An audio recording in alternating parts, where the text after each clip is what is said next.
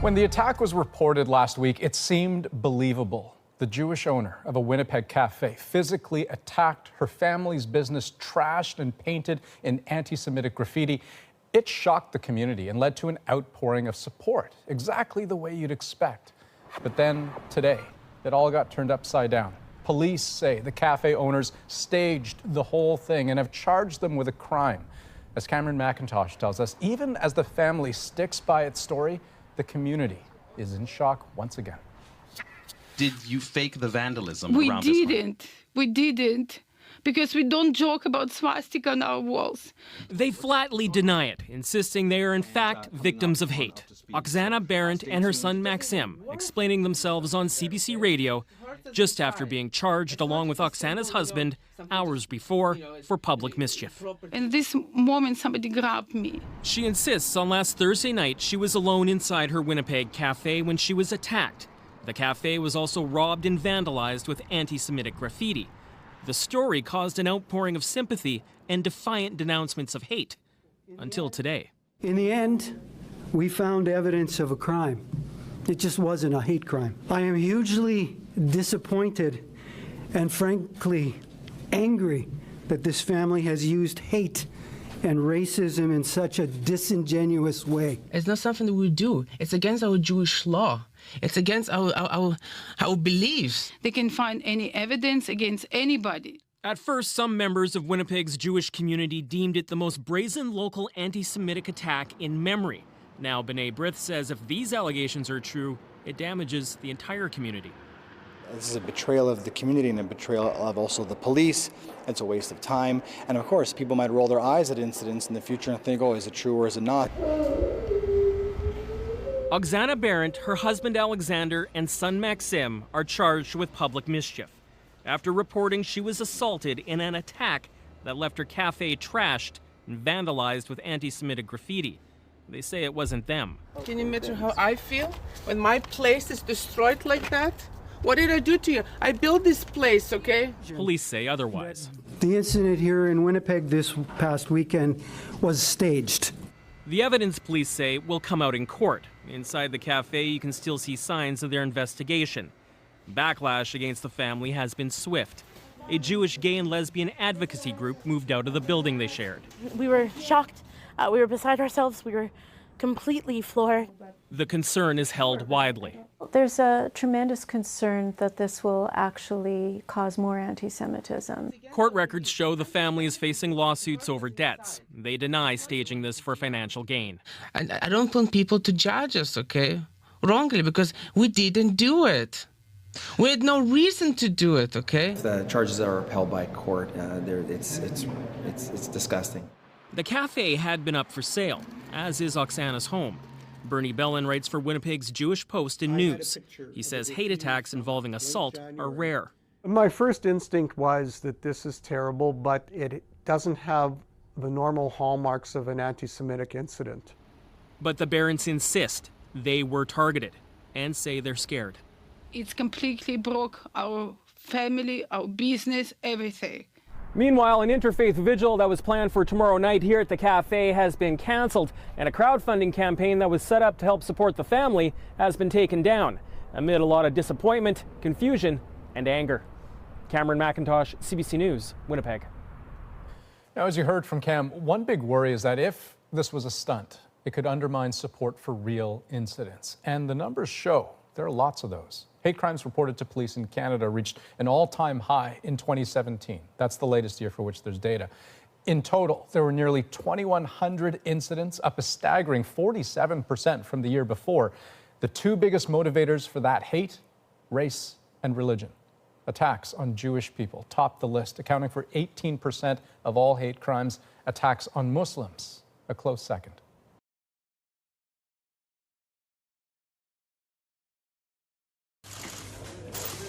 Police in Israel say this 18-year-old American Israeli is behind a series of bomb threats that terrorize Jewish communities around the world. We managed to get to that suspect after having concrete intelligence from different security agencies around the world. He is the main suspect behind threatening different communities, both in New Zealand, Australia, across America.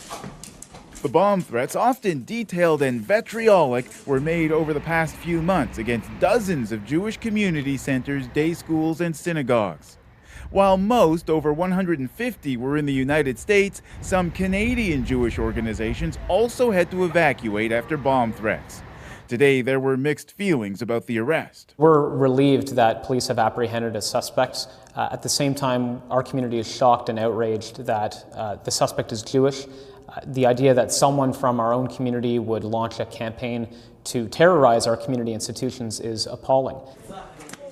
Police seized computer equipment when they arrested the teenager. They say he used sophisticated technology to make the calls over the internet, masking his location. Authorities have not released the suspect's name, but media reports in Israel suggest he may have a brain tumor that affects his behavior. His lawyer hinted at that. This is a young person that, because of his very, very serious medical condition, didn't serve in the army, didn't go to high school, didn't go to elementary school. So that's why the medical condition can actually affect the investigation. Israeli police also suspect the teen was behind a 2015 bomb threat that forced a Delta Airlines flight to return to New York's JFK airport. The judge ordered that the teen should undergo a medical examination. Ron Charles, CBC News, Toronto.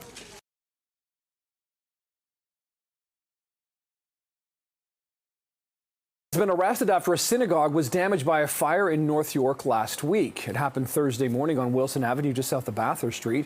Police say 67-year-old Avram Bobrovsky is now facing arson in connection with the incident. According to the investigation, the man gained access by using his own card and then deliberately setting a fire inside the synagogue. Police say he's a member of that synagogue. The investigation is ongoing, and police are asking for anyone with information to come forward.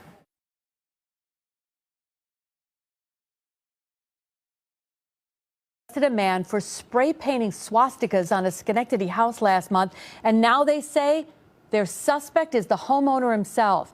Authorities say Andrew King spray painted his own home. He's charged with falsely reporting an incident. Last month, King called CBS 6 saying he found swastikas on his home, and he said he thought he was targeted because he wears a yarmulke everywhere he goes. Police were not giving a motive for the crime. We're told King was also charged for harassment after a warrant was out for his arrest. Police say days after the swastikas were reported, he threatened to harm someone during an argument. He'll be arraigned tomorrow morning. New details tonight on a... Well, Taryn, as you can imagine, the Jewish community in West Bloomfield is understandably shaken up because all this. Police say Sean Sammet fabricated an attack on December 15th as he left a synagogue. Now police are crediting their investment in technology as one way that helped them crack the case. Attacks at places of worship are seemingly more common, the most recent at a Texas church earlier this week. Now people like Neil Crewman are always on alert going into temple. I'm at the point where when I go to services, sometimes I don't really feel comfortable, but I'm at a point where I want people to know that we still have to do what we have to do. That's why Crewman is upset after learning Sean Sammet, a former employee at Temple Kolami, is accused of making up a violent stabbing as he left work. They're not doing any justice to themselves. I think it's a crime, and that it's like somebody calling a school and saying there's a bomb there when there's not. West Bloomfield police say Sammet claimed a man shouted anti-Semitic comments, then stabbed him. Sammet told police he fought the attacker off and drove himself to Henry Ford, but police say his story didn't add up, and a thorough search of the parking lot found no evidence. That's when they analyzed Sammet's Apple Watch and looked at his heart rate when Sammet claimed the attack happened. Investigators say it was normal and should have been higher, but the watch showed before the attack Sammet's heart rate was elevated, leading police into the synagogue, where they say they found bloody tissues and a knife Sammet used to stab himself. We all have to think about the actions that we do, and so these little imprints, whether on his phone or his watch or a camera, it just really shows that every action we do is not going to go unnoticed. Sammet's now charged with filing a false police report. Exactly why he allegedly made up the attack is still unknown, but what leaders in the Jewish community do know. Society has to come together, and we have to just let people know that we don't tolerate this. We don't tolerate exploiting the police. We don't tolerate exploiting anti-Semitism, and we don't tolerate anti-Semitism and hate. Going back to the stab wounds that police say Samet committed on himself, they actually say they didn't need stitches. Taryn? Well, great work by police. It was very interesting about that Apple Watch as well. But they take these hate crimes, the allegations, very seriously. But the problem is it can also impact other future victims who were attacked and are seeking justice. You know, that's one thing that people we spoke to at the temple really brought up tonight. They hope that what happened here doesn't take away from everything that the real victims are going through. But meanwhile, West Bloomfield police say it was all hands on deck to find out exactly what happened and to get that investigation wrapped up as quickly as they did. All right. Thank you, Veronica, for that report.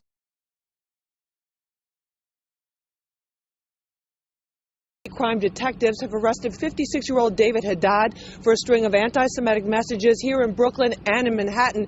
Now, my police sources are telling me that he's also the prime suspect in a rash of swastika incidents and a phone threat made here in Midwood over the weekend. And what's surprising here, police say Haddad is Jewish. I was shocked. You never expected to be you.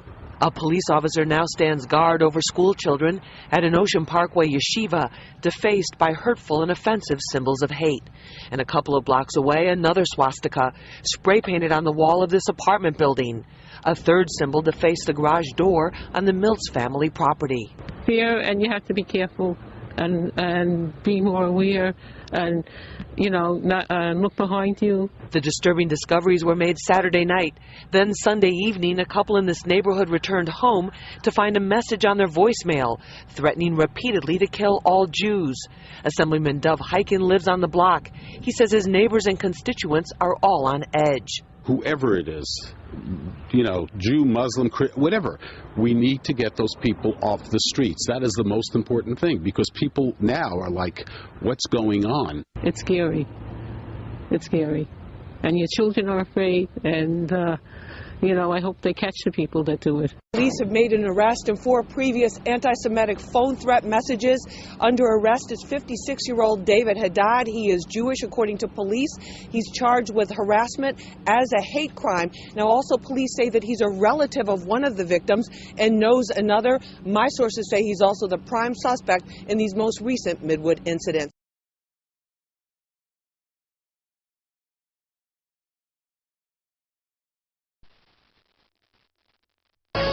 We begin tonight with a surprising development in the story of those swastikas painted on the door of a student at George Washington University. Good evening, I'm Doreen Gensler. And I'm Jim Vance. Turns out the student was painting the hateful symbols herself. Jackie Benson is at the university now with more on this. Jackie? Jim, these incidents, and there were several of them, caused a lot of concern here on the GW campus. Now, the FBI was called in to assist after swastikas kept appearing on a message board, similar to a dry erase board, on the door of a female student, she is Jewish, who lived in Mitchell Hall. Now the university confirms that a hidden camera placed in the hallway confirmed the student who was the apparent victim did it herself. News 4 spoke to that young woman, who asked not to be identified, shortly after the hate-filled symbols began appearing on her door. Here's what she had to say at that time. Oh. Who does such a thing? I wish I knew. I wish I had any clue who this was. But university police, my house proctor, administrators, nobody can think of a motive of somebody who hates me that much. Through the use of hidden cameras, interviews, and increased police patrols, we have concluded, and through a final interview today, investigators have concluded that the student who reported the incidents is responsible for the incidents. Now, the university has confirmed that the student, who is a freshman, has admitted responsibility for the swastikas in Mitchell Hall. She faces student judicial action, and she could face possible criminal charges. But I get the feeling here at this point that the university just wants to see her get some help. This has been a very troubling incident for everyone here. Jim, back to you. Jackie Benson.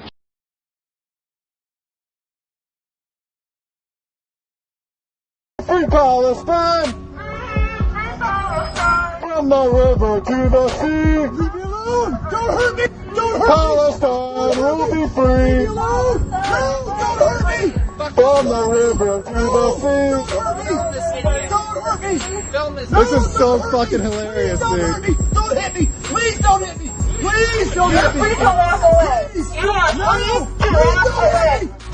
We have an actor here. Please!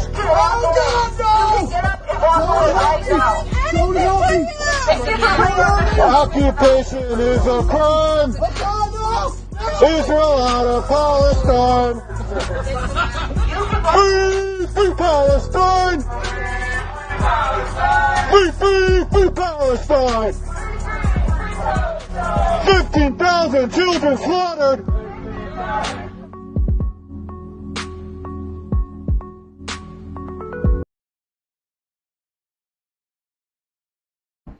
A lawsuit has been filed against a Jewish student organization over I Heart Hamas stickers posted around UBC. We have been harassed. We have been defamed. The stickers, which also had UBC Social Justice Center printed on them, were spotted around campus last November. They had been put on posters advertising a student walkout for Palestine. At the time, Hillel BC said that unbeknownst to them, an independent contractor had participated in the distribution of the stickers, which it called offensive, adding it terminated its relationship with that contractor. On Thursday, a lawyer for UBC Social Justice Center announced the group had filed a defamation claim against Hillel BC. The information in the stickers was untrue, hurtful, and harmful to the SJC and its members. This case is about the harm the stickers caused to our clients, and is also about protecting the rights of students to express their views on campus without fearing that they will become the target of untrue defamatory smears. The last couple months have been incredibly stressful and challenging for myself and my colleagues at the SJC. In a Thursday statement on its Instagram page, Hillel BC says in part, "We cannot comment on the specifics as the matter is currently before the courts and we have not yet been served with court documents."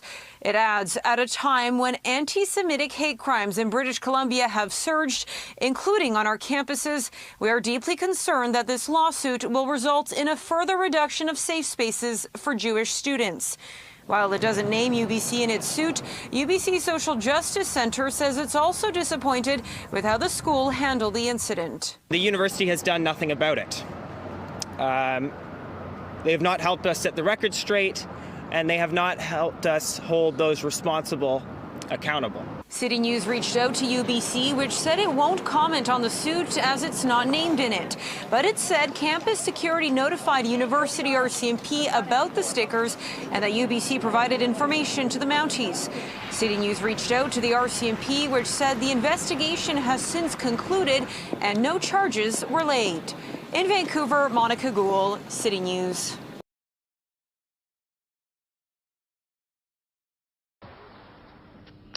La jeune femme mythomane qui avait inventé de toutes pièces cette agression antisémite dans le RER a décidé de s'exprimer pour présenter ses excuses. Une semaine après ce délit imaginaire qui a suscité de très nombreuses réactions politiques et médiatiques, Marie-Léonie sort de son silence, peut-être pour obtenir la clémence du tribunal. Christophe Winman, Christian Gallet. C'est une jeune femme très fragile qui nous reçoit chez ses parents. Marie-Léonie, la victime imaginaire du RERD, voudrait se faire oublier. Et c'est à visage caché qu'elle récite ses regrets. Je suis profondément désolée de tout ce qui est arrivé par ma faute. Je présente mes excuses à Monsieur le Président de la République, à Madame Nicole Gage et aux personnes qui ont manifesté leur soutien sur mon mensonge. Je regrette cet acte et je demande pardon à tous ceux que j'ai trompés et blessés. Samedi dernier, Marie-Léonie décrit aux policiers une terrible agression antisémite dans le RER contre elle et son bébé. Immédiatement, c'est l'indignation générale. Hommes politiques, médias, associations condamnent un acte odieux qui n'était en fait qu'un gros mensonge. Pour dénonciation de délit imaginaire, la jeune femme risque 6 mois de prison et 7 500 € d'amende.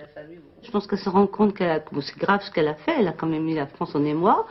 Le président de la République est intervenu, donc c'est important qu'elle présente ses excuses. Et bon, maintenant, elle attend avec sérénité le procès. En présentant ses excuses publiques, Marie-Léonie espère peut-être la clémence du tribunal. Elle sera jugée le 26 juillet prochain. Michel Alliot-Marie. The mayor of Amsterdam has backtracked on her use of the word pogrom to describe the violence which erupted following the Ajax Maccabi Tel Aviv football match in the Dutch capital. Speaking to Dutch state media on Sunday, Femke Halsema expressed her dismay that the term had subsequently been manipulated to serve political agendas. Ik wil wel zeggen dat ik in de dagen daarna heb gezien hoe het woord pogrom heel politiek werd en eigenlijk tot propaganda werd. De Israëlische regering die spreekt over een Palestijnse pogrom in de Amsterdamse straten. In politiek Den Haag wordt het woord pogrom vooral gebruikt om Marokkaanse Amsterdammers, moslims, te discrimineren. Zo heb ik het niet bedoeld. It comes as Moroccan-born Dutch Finance Secretary Noura Akaba announced her resignation following comments made by the government's hard-right leader Geert Wilders. Last Wednesday, Wilders blamed Moroccans for attacks on the Israeli football fans, claiming that we saw Muslims hunting Jews and adding that it was fueled by Moroccans who want to destroy Jews. He also said those convicted of involvement should be deported if they have dual nationality. Time now for Truth or Fake, and Catalina Marchand-Debreu is with us today in today's edition. A viral miscaptioned video circulating on social media, and it claims that Muslims are hunting Jews. Tell us more about this, Catalina, if you can. That's right. Here we're going to show some examples of this viral post that's going around where users are sharing this video in Amsterdam, claiming that it shows hundreds of Middle Eastern migrants are out hunting Jews on the streets of Amsterdam tonight. A post by Visgard24, known for spreading misinformation on X, while other users who are sharing the same video also claim, for instance, in this post seen over 7 million times on X, this user claims Muslim mobs in Amsterdam are hunting Jews tonight. I wish this was fiction. It's not a post from November 8th, and this viral post, as we said, seen 7 million times, so very viral. Let's take a look at this video where you see the streets of Amsterdam, mobs of men who are attacking other men. Indeed, these are riots between soccer fans following the soccer match between Ajax Amsterdam and Maccabi Tel Aviv. That users claim this video shows clashes between Muslims and Jew soccer fans following this Europa League soccer match that resulted in attacks categorized as anti-Semitic by authorities, local authorities in Amsterdam, Israel, across Europe, and the U.S. internationally. So what do the images really show then? Well, Angela, according to our analysis, these claims are fake. We'll explain. In a reply to a tweet spreading these false claims, the actual photographer who recorded this video said, and I quote, that this video actually depicts a group of Maccabi Tel Aviv supporters starting a fight and beating one Dutch man. So this is according to the photographer who filmed this footage herself. And here's the original footage published by the photographer on X, called Ayanet on X. The Dutch photographer is actually called Annette de Graaf, where you could see she provided an extended version of this video showing what actually happened, clearly captioning the video, "Fight in front of Amsterdam Central Station." So an analysis conducted by our fact-checking colleagues at Misbar also clearly aligns with this version given by the photographer's testimony on social media, where Maccabi supporters are identified in this video by their yellow and navy colors, which are the colors of the Maccabi Tel Aviv club fans, as you can see in this picture right here, as they engage in a fight in the images with one Dutch man. This version of facts showing violence coming from Maccabi fans on that night also align with what's being said by the Dutch Prime Minister, as well as the Dutch police, who say that Maccabi fans also attacked a taxi and burned a Palestinian flag in Amsterdam last Wednesday, and that on the day of the game, Maccabi supporters were filmed chanting anti-Arab slogans in videos that were also verified by Reuters. Of course, this does not take away from the anti-Semitic attacks that left 5 people hospitalized and over 60 people at least detained after the attacks on Israeli soccer fans in Amsterdam. And it seems that quite a lot of media have miscaptioned these videos in their reports as well.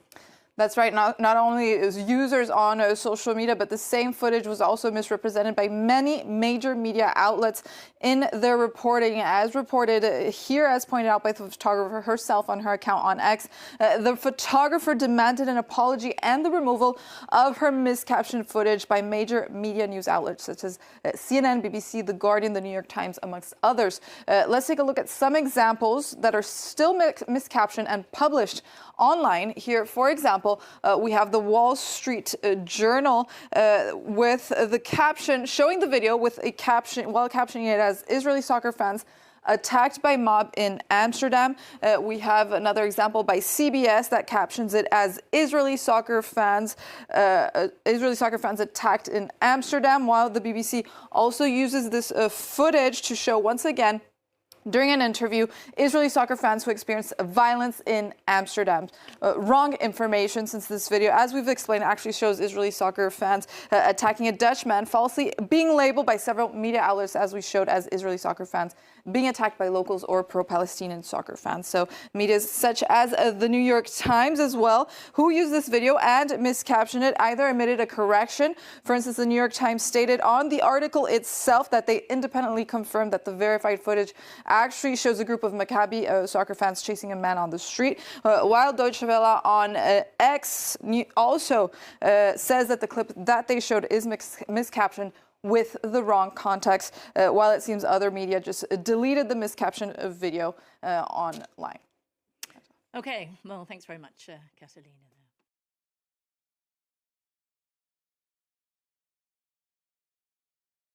Ma porte d'entrée avec croix gammée, étoile juive, de David.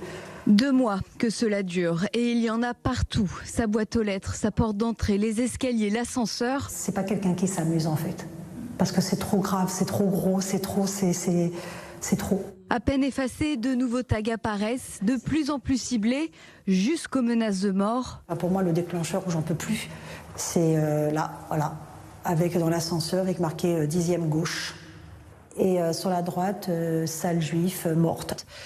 C'est forcément quelqu'un de l'immeuble, puisque mes voisins proches à qui je parle ici, ils se disent c'est pas possible autrement. Soit c'est quelqu'un du lotissement d'ici, ça devient du harcèlement. C'est même plus, c'est répétitif. C'était la 3e fois. Ensuite, il y a eu une 4e, il y a eu des lettres anonymes. Ensuite, on a eu les escaliers tagués, le côté de la porte. Et après, là, il y a donc à peu près 15 jours maintenant, et sont arrivés les mots, parce qu'au départ, c'était que des dessins. Et là, ça a commencé à monter en fait en grade. 6 plaintes ont été déposées au commissariat du 11e arrondissement. Une enquête est en cours.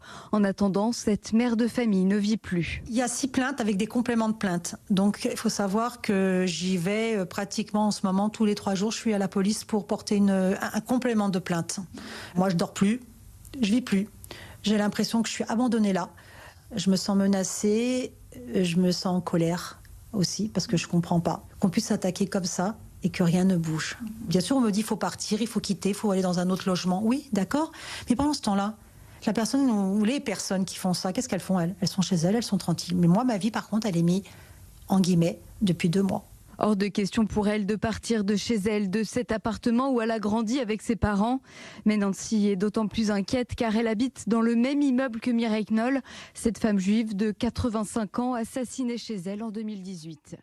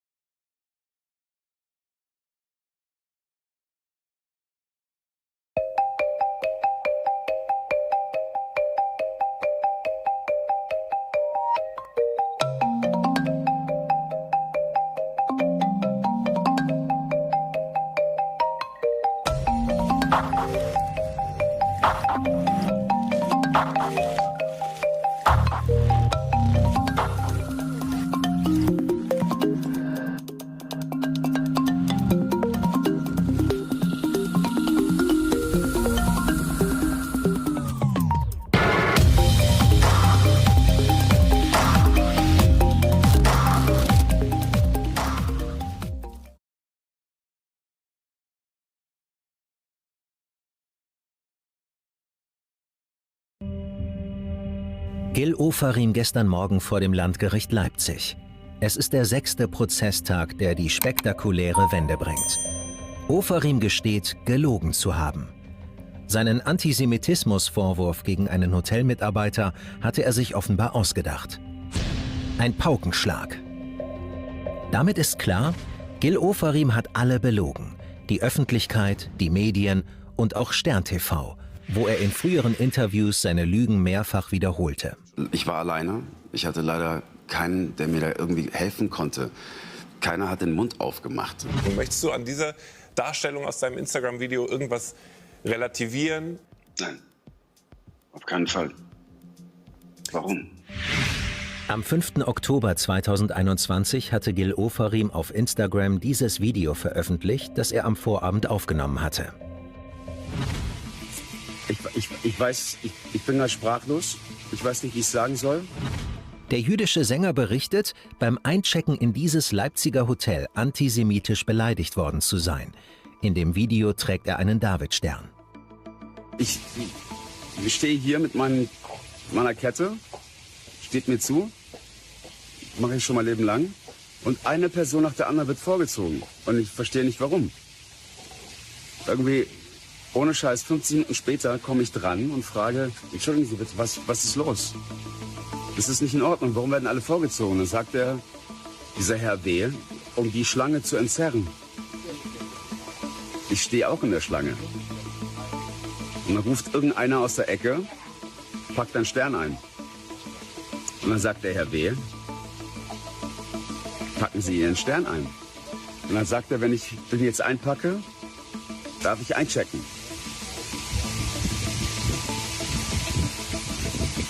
Wirklich? Millionen Menschen schauen sich das Video an. Empörung macht sich breit. Vor dem Hotel demonstrieren Menschen gegen Antisemitismus. Nur einen Tag nach seinem brisanten Video ist Gil Ofarim live zu Gast bei Stern TV und erklärt, er habe mit der Veröffentlichung gehadert. Ich habe die ganze Nacht wach gelegen und wusste nicht, ob ich das jetzt tun soll oder nicht. Wird das einen Unterschied machen oder nicht?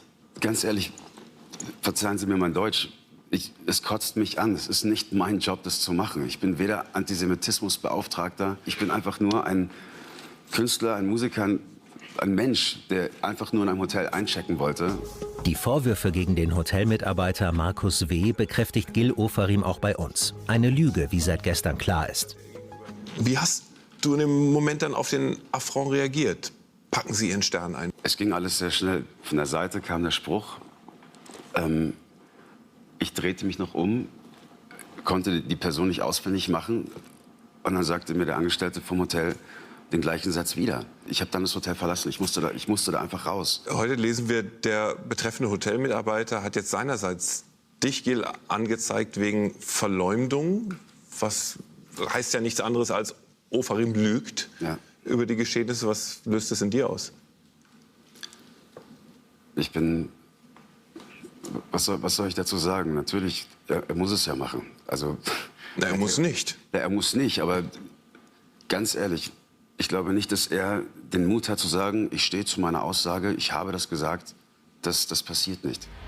Tatsächlich wachsen in den Tagen danach die Zweifel an Ofarims Aussagen. Grund ist ein Überwachungsvideo, das ihn am betreffenden Abend bei der Ankunft vor dem Leipziger Hotel zeigt. Daran ist nicht zu erkennen, dass er seine Kette mit dem Davidstern trägt. Das Video macht bundesweit Schlagzeilen. Ofarim aber bleibt bei seiner Version.